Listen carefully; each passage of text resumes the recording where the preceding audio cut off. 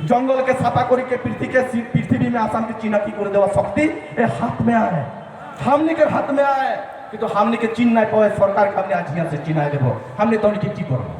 इनकलाब जिंदाबाद जिंदाबाद जिंदाबाद इनकलाब जिंदाबाद जिंदाबाद जिंदाबाद इनकलाब जिंदाबाद जिंदाबाद जिंदाबाद ওই ওয়ান সিগোলেন সিগোলেন সিগোলেন ওই ওয়ান সিগোলেন সিগোলেন সিগোলেন আমার জনজাতিকরণ কইবই লাগিব কইবই লাগিব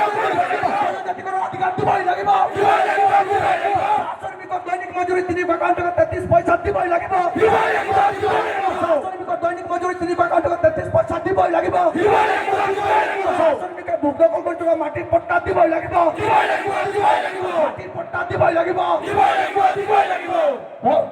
ভণ্ডামি ভ্রষ্টাচারী রাজনীতি আমার উপর ছলিবলে দিয়া না হবো না হবো না হবো ভাগবাজি মিথ্যাচারী রাজনীতি আদিবাসীর উপর ছলিবলে দিয়া না হবো না হবো না হবো আদিবাসী জাগিছে জাগিছে জাগিছে আদিবাসী জাগিছে জাগিছে জাগিছে আদিবাসী জাগিছে জাগিছে জাগিছে জাগিছে জাগিছে আদিবাসী জাগিছে জাগিছে জাগিছে আদিবাসী জাগিছে জাগিছে জাগিছে আদিবাসী জাগিছে ইনকলাব জিন্দাবাদ জিন্দাবাদ জিন্দাবাদ আসাম জিন্দাবাদ জিন্দাবাদ জিন্দাবাদ ঐক্যবদ্ধ সংগ্রাম জিন্দাবাদ জিন্দাবাদ জিন্দাবাদ আসাম জিন্দাবাদ জিন্দাবাদ জিন্দাবাদ যথেষ্ট সংখ্যক লোক ইয়াত উপস্থিত আছে এই মঞ্চৰ পৰা ৰাজ্য চৰকাৰলৈ আপুনি কি আহ্বান জনাব বিচাৰিব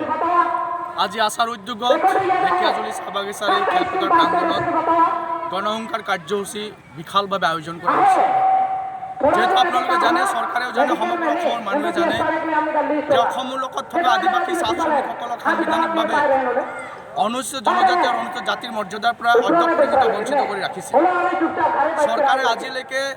সংবিধানে প্ৰদান কৰা এই অধিকাৰ আদিবাসী চাহ শ্ৰমিকসকলক প্ৰদান কৰাৰ পৰা বিৰত ৰাখি চৰকাৰ অন্তৰে ৰাজনৈতিকভাৱে আদিবাসী সমাজৰ ওপৰত শোষণ আৰু বঞ্চনা কৰি আহিছে আজি এই গণহংকাৰ কাৰ্যসূচীৰ জৰিয়তে আমি চৰকাৰলৈ দাবী জনাওঁ আহ্বান জনাওঁ যে অতি শীঘ্ৰে জনজাতিকৰণ ইস্যুটোক তেওঁলোকে নিষ্পত্তি কৰিব লাগে আদিবাসী চাহ শ্ৰমিকসকলৰ শিডিউলিঙৰ মৰ্যাদা তেওঁলোকে দিব লাগিব যদি নিদিয়ে ইতিমধ্যে আপোনালোকে গম পাইছে বহু বক্তাই কৈছে যে আগন্তুক 2021 চনৰ অসম বিধানসভা নিৰ্বাচনত বিজেপিৰ নেতৃত্বত গঠন হোৱা অসম চৰকাৰখনক পুলিয়ে পুখাই অসমৰ বিধানসভা সমষ্টিৰ পৰা উৎখাত যে কৰিব আদিবাসী সমাজে চাহ শ্ৰমিক সমাজে বিজেপিক ভোট নিদিব এই কথাটো আজি জনসমাবেশত সমবেত হোৱা ৰাইজৰ উপস্থিতিয়ে প্ৰমাণ কৰিছে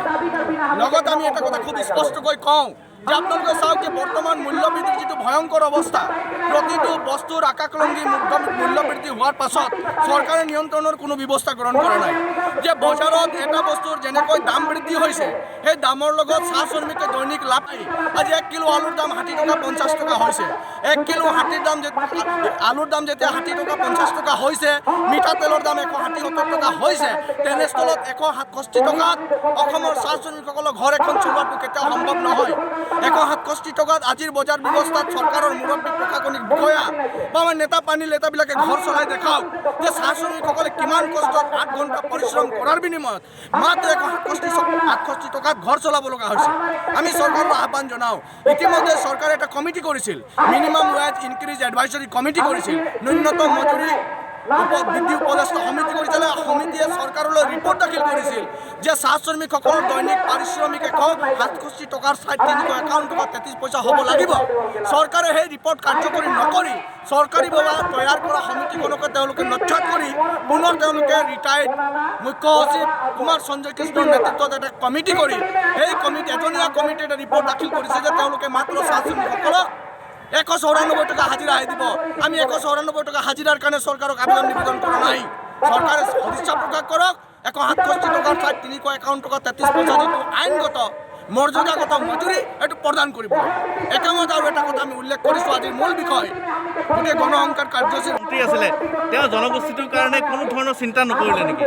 না তেওঁলোকে জনগোষ্ঠীটোৰ কাৰণে চিন্তা কৰিছে কেনেকৈ কিমান টকা জনগোষ্ঠীটোক বাৰম্বাৰ আৰু বিক্ৰী কৰিব পৰা যায় তেওঁলোকৰ চিন্তাবিলাক তেনেকুৱা তেওঁলোকে ইতিবাচক চিন্তা কৰাহেঁতেন পাৰ্লামেণ্টত যদি গোটেই চাহ শ্ৰমিকৰ ইছ্যুবিলাক তেওঁলোকে যদি ৰেইজ কৰাহেঁতেন বা অসম বিধানসভাৰ যিবিলাক আমাৰ সদস্য আছে এই সদস্যবিলাকে যদি ইছ্যুবিলাক ৰেইজ কৰাহেঁতেন নিশ্চিতভাৱে চৰকাৰ বাধ্য হ'লহেঁতেন বৰঞ্চ তেওঁলোকে কি কৈছে কেইদিনমান আগত পল্লৱ লোচন দাসে কৈছিল যে চাহ শ্ৰমিকসকলে 351 টকা 33 পইচা হাজিৰা বিচৰাটো যুক্তি আৰে পল্লৱ লোচন দাস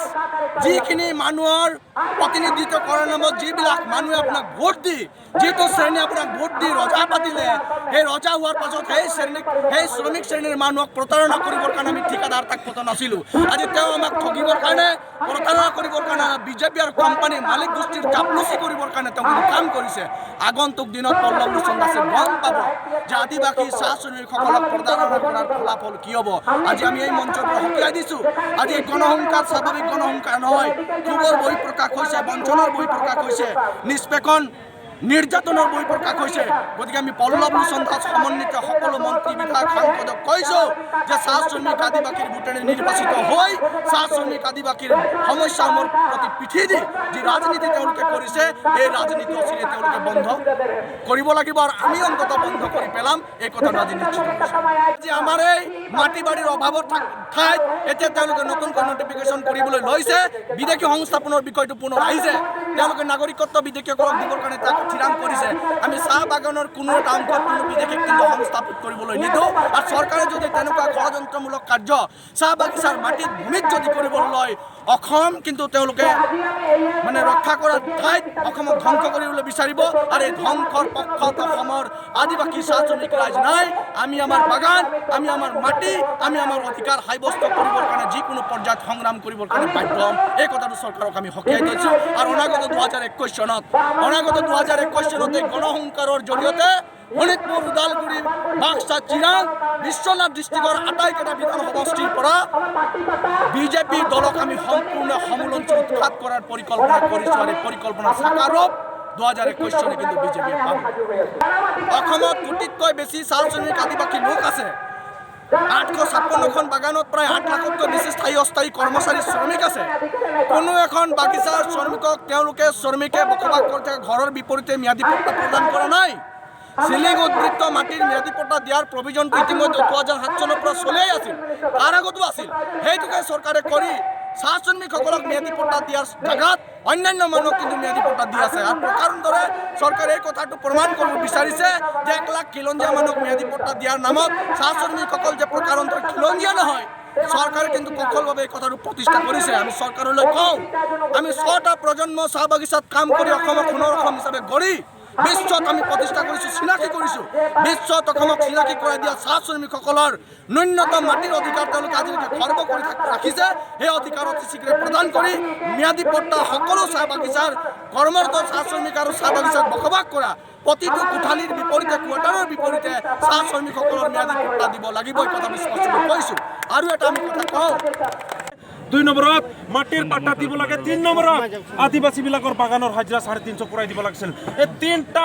মেইন ইছ্যুক লৈ পেলাই আমি আগবাঢ়িছিলোঁ আৰু বিজিক অপেনলি সমৰ্থন কৰিছিলোঁ। কিন্তু তেখেতসকলে আজি মিছুলীয়া চৰকাৰ আৰু মিছুলীয়া কৰি পেলাই আজিও আদিবাসীৰ পৰা মানে ভোট বেংক হিচাপত তেখেতসকলক ব্যৱহাৰ কৰাৰ কাৰণে তেখেতসকলে যি ষড়যন্ত্ৰ চলাইছে তাক আমি ধিক্কাৰ দিছোঁ। আৰু ইয়াত আদিবাসীৰ মাজত ভোট বেংক বনাব আৰু কেতিয়াও নোৱাৰে, একেবাৰে খাটাং। আজি আদিবাসী ৰাইজ জাগি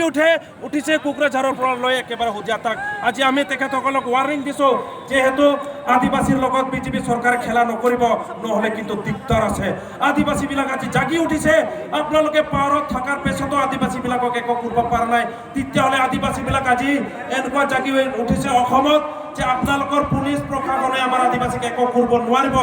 যদি আপোনালোকক ভোট লাগে তেতিয়াহ'লে আদিবাসীক এছটি দিব লাগে, নহ'লে কিন্তু বিজেপি চৰকাৰক ইয়াৰ পৰা খেতি পঠিয়াবৰ কাৰণে আমি বাধ্য হৈছোঁ। সেইকাৰণে এই বিজেপি চৰকাৰ যিবিলাকে আজি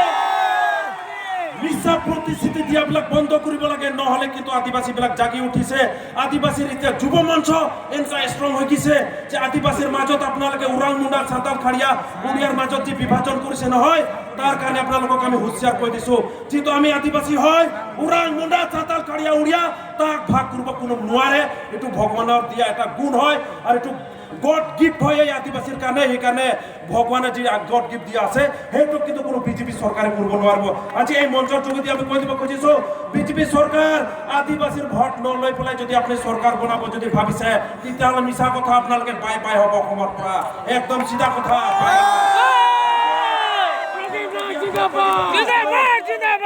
ইয়াৰ পৰা কৈ দিব খুজিছো যেহেতু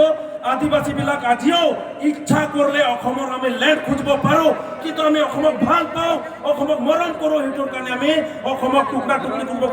খোজা নাই সেইটোৰ কাৰণে মাত্ৰ আমি এসটি খুজিছো ল্যান্ড পাটা খুজিছো আৰু বাগানৰ হাজিৰা 350 খুজিছো আমাক টেম্পোৰাৰি ৰেশন কাৰ্ড বিপিএল কাৰ্ড এই 200 টাকা 300 টাকা 4000 পয়সা দি পেলাই আদিবাসীক আপোনালোকে ঠকাব নোৱাৰিব আপোনালোকে যদি ইমান ভিক্ষাৰী হয় তেতিয়াহ'লে আদিবাসীৰ পৰা আমি কালেকশ্যন কৰি আপোনালোকক আমি পইচা দিম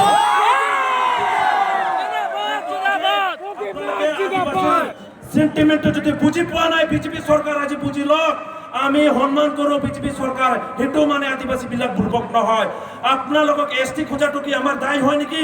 আপোনালোকক পুৰা আমি 350 টাকা খোজাটো এইটো আমাৰ দায় হয় নেকি আমি নিজৰ মাটিৰ পাট্টা খোজাটো কি আমাৰ দায় হয় নেকি আপোনালোকে যে আজি 1947 ৰ পৰা আদিবাসী বিলাকক যে স্লেভ বনাই ৰাখিছে ফৰ্স লেবাৰ বনাই ৰাখিছে তাৰ শাস্তি পাবৰ কাৰণে আপোনালোকৰ ক্ষমতা আছে নেকি ক্ষমতা আছে সেইবিলাকৰ পানিশমেন্ট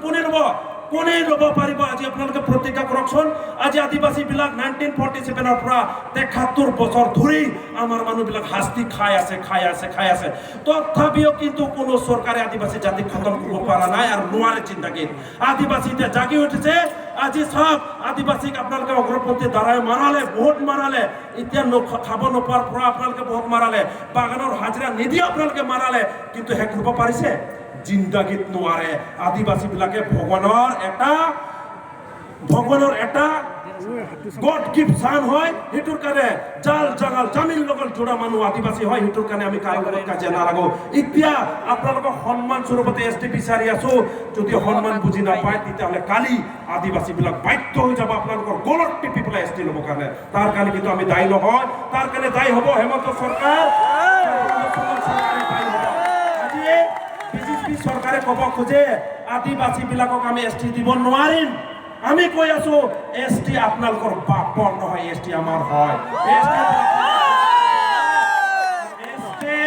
এসটি হয় ভাৰতৰ সংবিধানৰ বস্তু তাত প্ৰমোদ বড়ো নিচিনা মানুহ বাধা কৰিব নোৱাৰে প্ৰমোদ বড়ো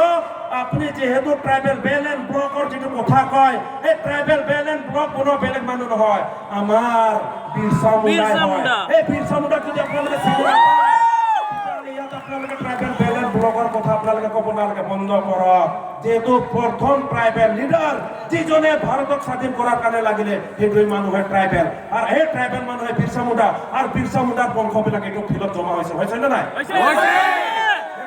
বিৰচা মুণ্ডা যোন দিন একলাই যদি ফাইট কৰিব পাৰিছিল ব্ৰিটিছ খেদাৰ কাৰণে এতিয়াতো আমাৰ আদিবাসী ল'ৰা ছোৱালী হাজাৰ হৈ আছে বিজেপি চৰকাৰৰ এতিয়া বিপদ হয় নে নহয়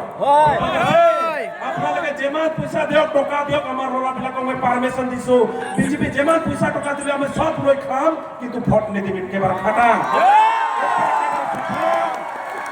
আমি ভোট বৰ্জন নকৰো আমি বিজেপিক বৰ্জন কৰিম আমি বাধ্য আমি সন্মান কৰিছিলো আশা কৰিছিলো তেখেতসকলক আমি কৈ আছিলো যে বিজেপিকে ভোট দিম যদি এসটি নিদিয়ে কি ভোট দিম আমি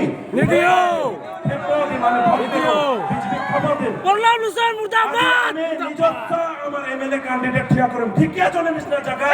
বিজেপি আজি বেলেগক দি পেলাই আমার কাম করে না সেইটোৰ কাৰণে ঢিকিয়াজুলিৰ পৰা স্টাৰ্ট কৰিম ঢিকিয়াজুলিত 21 আমাৰ আদিবাসী একেবাৰে পিওৰ আদিবাসীৰ ক্যান্ডিডেট থিয়া কৰম আৰ ইয়াকে আমি সৰকাৰে গম পোৱা নাই আদিবাসী খং উঠিলে কিমান কি হয় গম পোৱা নাই আদিবাসী এনেকা খং উঠে এক সপ্তাহ ভাত পানী নাখালে থাকিব পাৰে আমাৰ ভোকত আমাক মৰাব নোৱাৰিব আমাৰ জাতিক আপোনালোকে পইচা টকাত ললাচ কৰাই একো কৰিব নোৱাৰে আমাৰ মানে আজিলৈকে 71 বছৰ হৈ গ'ল কোনো এমএলএ এটা ভিক মাগি পইচা খুজিব যোৱা নাই একেবাৰে খাটাং আজি যি প্ৰগ্ৰাম হৈছে নিজৰ পকেটৰ পইচা লৈ পেলাই আমাৰ ল'ৰা ছোৱালীবিলাক প্ৰগ্ৰাম কৰিছে সেইটো কাৰণে বিজেপি হুঁচিয়াৰ আপোনালোকে ভাবে আদিবাসী ল'ৰা ছোৱালীবিলাকক আমি হাজিৰা নিদিলে একো কৰিব নোৱাৰে আমি কৈ দিছো আমি যে গছৰ পাত হ'লেও খাই পেলাই আপোনালোকে কি বুলি ভাবিছে আমাৰ আদিবাসী কয় আমি কান্দা খাই কোনো ফাইট কৰিব যেগা ফিটি কান্দা সিমেন্ট কান্দা মিঠা কান্দা খাই কোনো ফাইট কৰিব আমি খাতে নাই ৰাখি দাইল ভাত কা দরকার লাগে আমি কাটা সাকার ভাজি খাই কোনো ফাইট করব स्वीट इसका रेशन कार्ड और रेशन चाउल के देखो यह कार्ड पर बोला एक समय में हमें 35 केजी रेशन कार्ड पा रही 35 केजी रेशन कार्ड पाया 35 केजी चाउल पाया আসলো কিন্তু এতিয়া কেমন দিয়েছে মাত্র 12 কেজি তেতিয়াহলে কি দিছে বিজেপি সরকার কিবা দিছে নতুন বস্তু দিয়া নাই উল্টা বাগানের পয়সা কাটি পেলাই আমারে একাউন্টত ভৰাই দিয়া কয় আমি বিজেপিয়ে দিছো তোৰ নানাৰ পকেটৰ পৰা 1 টকা দিয়া নাই নিজৰ পইচা আমি নিজে পাই আছো সেইকাৰণে কৈ দিছো হেমন্ত তাক বহুত বিশ্বাস কৰিছিলো মই তাক দাদা নিচিনা মানি আছিলো আজি যদি দাদাই যদি ভাইক মৰম নাপায় বা চিনি নাপায় তেতিয়াহলে ভাইও বাধ্য হ'ব তাৰ এগেইনষ্টত ক'ব কাৰণে আজি আমি বাধ্য বিজেপি চৰকাৰক বহুত আশা কৰিছিলো আজি তেখেতসকলক 4টা জনগোষ্ঠীক অটোনমাস কাউন্সিল দিলে মৰাণ মটক কোচ ৰাজবংশীক দিলে আমি বেয়া পোৱা নাই বড়োবিলাকক বিএসসি বিটিসি বিটিআৰ দিলে হলে আমি কোৱা নাই এতিয়া আমাক আদিবাসী মাত্র এসটি খোঁজাত কিয় ইমান দায় লাগছে কিয় ইমান দুখ লাগছে কিয় ইমান হিংসা লাগছে কম না সিহঁতৰ দম আছে যদি আমাৰ জাতিক এক্সপ্লেইন কৰাৰ কাৰণে কিয় পৰা নাই ৰাজ্যত আহি পেলাই এক্সপ্লেইন কৰিবৰ কাৰণে সেইটোৰ কাৰণে এইবাৰ 21 যদি তেখেতসকলে ভোট খুজিব আহে আমাৰ আদিবাসী ৰাইজ একদম ৰেডি হৈছে ঝাড়ু বনাই আছে ঝাড়ু চৰকাৰৰ বেমাৰ নেতা পালি নেতা নহয় কাপোৰ খুলি পেলাব লাগিব একদম সাৱধান এইটো কৈ দিছো কাৰণ তেখেতসকলে আদিবাসীক চিনি পোৱা নাই আদিবাসী হয় জাল জাঙাল জামিন লগত থকা মানুহ আমি যিকোনো জায়গাত থাকিব পাৰো যিকোনো বস্তু খাই পেলাই আমি আগুৱাই যাব পাৰো আৰু যোনটো জায়গা হয় এইটো আমাৰ বাৰ্থ প্লেচ হয় আমাৰ জন্ম জায়গা এইটো আমাৰ জন্ম অধিকাৰ হয় আমি কোনো বেলেগ জায়গাৰ মানুহ নহয় এইটো কাৰণে আজি সেই গণহুংকাৰ তুমি যে কৈ দি আছো এই গণহুংকাৰ 21 লৈকে গোটাই অসমত আমি হুংকাৰ কৰিম তাত কোনেও এটা আপত্তি নাই আমাৰ আদিবাসীবিলাক জাগি উঠিছে আৰু গোটাই অসমত আদিবাসী পলিটিক্যাল হুংকাৰ কৰি পেলাই চাব ইলেকশ্যন আমাৰ আদিবাসী কম হলেও 10টা এমএলএ আমি খাৰা কৰিম একেবাৰে চালি দিম আমি তেখেতৰ ওপৰত নিৰ্ভৰ কৰিছিলো আশা কৰিছিলো যে আমাৰ সেইবিলাক এমপিয়ে যায় দিল্লীত আকট কৰিব বুলি একো আকট নাই আর একটত কোনো আর্টিকেল কানেকশন নাই কোনো 6 শিডিউল 5 শিডিউল 8 শিডিউল একো কানেকশন নাই মাত্র একটৰ লগত এসটিটো কিয় জড়িত খুঁজি আছে এসটিটো বেলেগ চেপ্টাৰ হয় একটটো বেলেগ বস্তু হয় গতিকে বেলেগ জনগোষ্ঠীক আপোনালোকে বিনা একটত অটোনমাস কাউন্সিল দিব পাৰে আমাৰ কাৰণে কি হয় একটৰ কথা কয় ডেভেলপমেন্ট প্যাকেজ বিনা একটত আপোনালোকে 1500 কৰোৰ 2000 কৰোৰ দিব পাৰে তো আমাৰ কাৰণে কি হয় একটৰ কথা কয় আপোনালোকে তাৰ মানে কি আদিবাসী পূৰ্বক বুলি ভাবছে নেকি এতিয়া আমি পূৰ্বক নহয় আপোনালোকক পূৰ্বক বনাব আমি বাধ্য হৈ গৈছো কাৰণ আদিবাসীৰ ব্ৰেনত এতিয়াও ৰামবান এতিয়াও আছে আমাৰ লক্ষ্মণ বান আছে এই ৰামবান আৰু লক্ষ্মণ বান যোনদিন মাৰিম নহয় কোনো পলিটিক্যাল পাৰ্টি আজি এই গণহুংকাৰ থেকে আমি কৈ দিছো যদি এসটি দিব লগা আছে দিয়ক আর এসটি যদি নিদিয়ে গম পাই যাব কি হ'ব অসমত গম পাই যাব কি হ'ব আজি এইটো ক'লো এই 21 পাই হ'বই আপোনালোকে কোনো কথাই নাই আপোনালোকে নাভাবব যে 1 বোতল 2 বোতল চেৰাপ দি দিলে একদম ভোট পাই যাম আমাৰ মানুহটো এক ডিক্সি বোতল খোৱা মানুহ হয়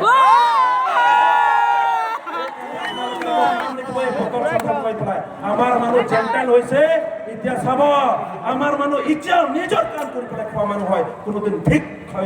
কৰি পেলাই আমাৰ মানুহ নাখায় সেইকাৰণে আমাৰ জাতিৰ লগত চালেন নকৰিব নহ'লে কিন্তু আপোনালোকৰ বিপদ হ'ব সেইটোৱে আমি কৈ দিছোঁ গতিকে আমি আজি বাধ্য সেই বিজেপি চৰকাৰ যি প্ৰতিশ্ৰুতি দিছে নকৰিলে একো সেইটোৰ কাৰণে আজি আমি বাধ্য হৈ গৈছোঁ আপোনালোকে বিজেপিৰ নাম দিয়াৰ পৰা উঠাই দিয়ক আপোনালোকৰ নামটো প্ৰতিশ্ৰুতি চৰকাৰ বুলি বনাই লওক এইটোৱে কৈ আছোঁ পৰিণাম হ'ব যে বিজেপি চৰকাৰক আমি 2021 ইয়াৰ পৰা খেতি পথে আমি একেবাৰে আমাৰ এটা প্ৰথম কাৰ্যসূচী ক'ব লাগিব প্ৰথম এটা চিম্পটম অফ বিজেপি চৰকাৰ ইয়াৰ পৰা যাব